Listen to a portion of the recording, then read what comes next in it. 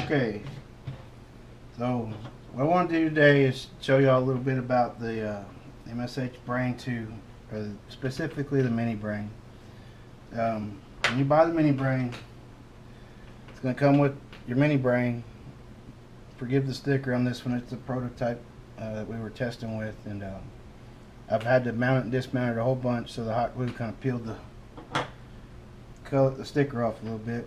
Then you'll also receive the the remote USB module that you'll use to program it with via your computer.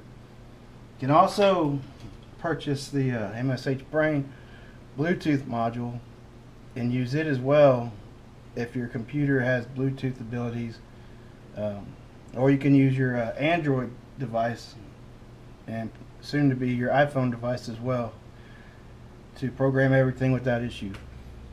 But for the time being, unfortunately my computer doesn't have Bluetooth, so I'm going to have to hook up to it with the regular USB to show you. But this is the mini brain I have mounted right here on my MSH Protos Max V2 with my Bluetooth module mounted right behind it.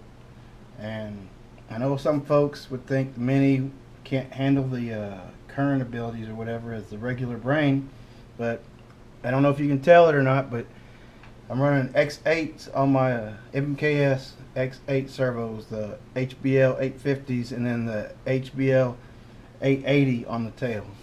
So very power hungry, high current draw servos, and I've never had an issue with this with this system. So unlike any other mini type system, it can handle everything that the standard brain will as well, as far as current draw.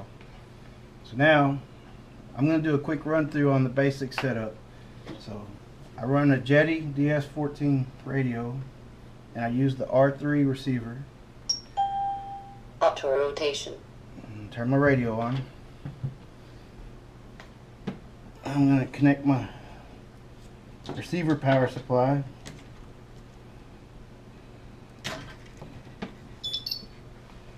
And here the two just paired, or bound. Let it go through its process. And okay, so now I'm just going to do a quick check on directions. Hit the rescue. Yep, that all works good. So now, when we're done with this, I hope the goal is so that everybody who may not be familiar with the system will be able to set up the BRAIN2 system successfully and have their rescue setup function work as it should. So I know there's been a few issues show up on HeliFreak, so that's the part of the reason for this video. The other part is to show off the logging and telemetry abilities. So there, now I got plugged in directly to the brain. Disconnected my Bluetooth module and connected it. So move that wire. Now we're going to go online. Now I'm on the internet, so right now it says there's a new firmware. I'm going to update it for any of those. Select the firmware.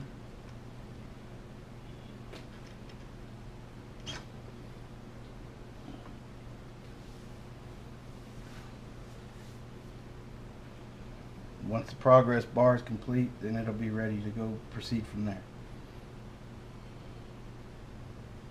Now, while I was doing this, there's been a lot of people ask questions about if you know having to go back through your setup after a firmware update.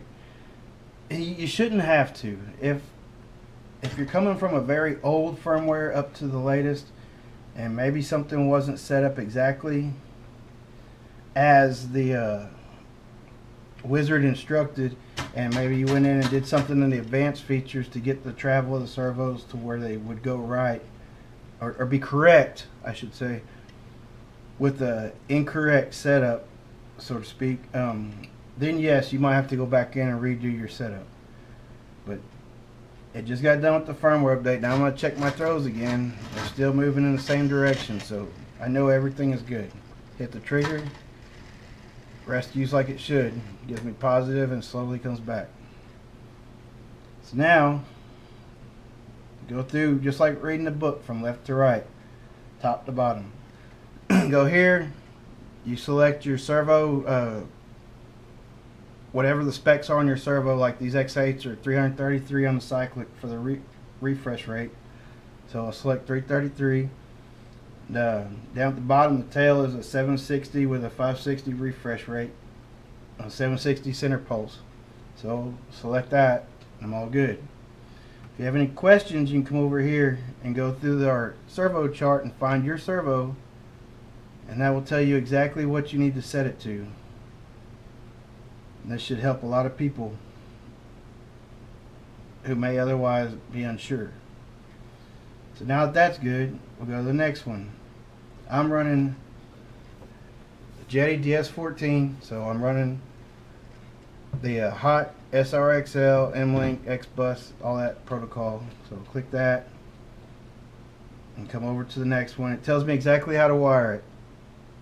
Right here, you go take channel 5, go with your signal wire to the signal pin on the 456 pins, the servo plug for channel 456. You plug it directly to channel 5. That's the middle pin. For the power, you come over here to the channel aux 3 or whatever you would like to call it on this side, and just pull your power from the hot and negative. Just make sure you don't hook it up with reverse polarity. It might cause issues. So just be real careful, cautious of that. And right here, if you look on both the unit and here on the chart, it tells you which pin is positive, which pin is negative, which pin is your signal. Just follow that carefully depending on your setup. Now over here, here's one where people get goofed up, and I've noticed it a lot, even still to this day. What you want is when your radio, when you give a command, there's a little slider here that goes back and forth. Depending, like on the aileron, there's a slider, and it'll go. You want to see that slider go all the way to the right, and you want to see this achieve 100 or to where it's green. You know. And over here, when you go left, you want to see it achieve green again. You want to see the slider go to the left and 100. You know, 98, 99 to 102. Anything that below or above that, you're getting to where you're out of calibration. Nose down. On my stick, I want to see the slider go to nose down, and the green and the 99 to 100. The goal is 100. And there's 99 on mine. I think what it was is it went to 101, so I backed it off one click. But anyways, 99 to 102 or so, that's good. If this changes from green, then you know you're outside of the optimized calibration. So then, same with the tail. Go tail right, see 99, 100. Tail left, 99, 100. Positive pitch, 102. But it's green. Goes positive. Down is negative. So there's that. The gain, I have it set to where it just stays the same on mine. You can change it to where whatever you would like. We recommend you start at 45, but you don't necessarily, that's not a value that's wrote in stone. That's just a good starting point for your tail gain and heading hold mode. So get it to where you're set at 45 and call it good. Go fly it, see how it does. If it gets to chattering, you know your gain's too high. If the tail's slipping a little bit and like a tail slide and turn to the right or left, whatever, you need to push it as hard as you can comfortably within your flight limits, and watch the tail and adjust it accordingly depending on your abilities. So there's that. The throttle, I have mine where right now it's in throttle hold, so it's at 0. Turn it off. Normal mode, it goes to 40%. Idle 1. Idle 1 is 60%. Idle 2. Idle 2 is 96%. And you know, anything above Idle 1, normal. I think it's 80. We'll get to that in a minute. But that enables my brain governor. Anything above 25-30% should enable it, and I'll cover that a little more thoroughly here in just a minute. So anyways, we'll go back to auto. Now here, this is what your swash plate layout is.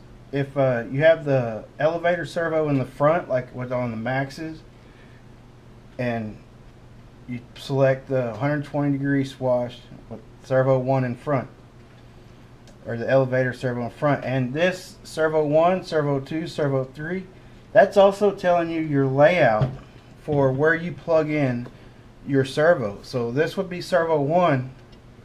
It plugs into servo 1 port on my mini brain. This is servo 2. It plugs into my servo 2 port on the mini brain. And this servo 3 right here for this side of the swash plugs into servo 3 port on the mini brain. Servo 4 is your tail. This box where it reverse pitch, that's for helicopters such as some of the Blade series, where you have a trailing edge control of your blades, your main blades, instead of leading edge control like 99% of the helicopters out there are.